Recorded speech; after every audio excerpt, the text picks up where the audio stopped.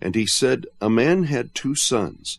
The younger of them said to his father, Father, give me the share of the estate that falls to me. So he divided his wealth between them.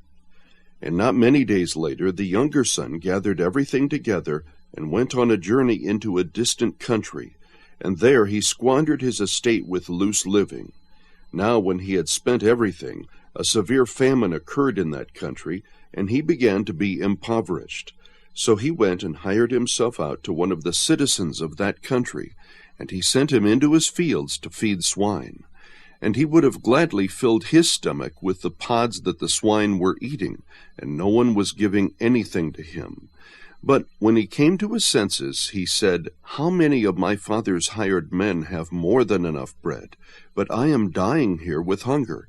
I will get up and go to my father, and will say to him, Father, I have sinned against heaven and in your sight. I am no longer worthy to be called your son.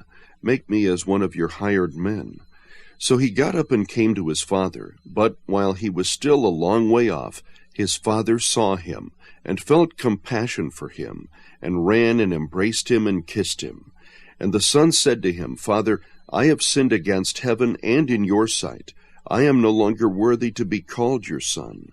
But the father said to his slaves, Quickly bring out the best robe and put it on him, and put a ring on his hand and sandals on his feet, and bring the fattened calf, kill it, and let us eat and celebrate.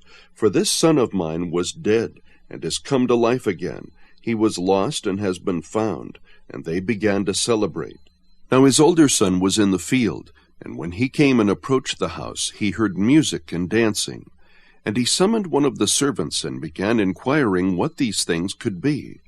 And he said to him, Your brother has come, and your father has killed the fattened calf, because he has received him back safe and sound.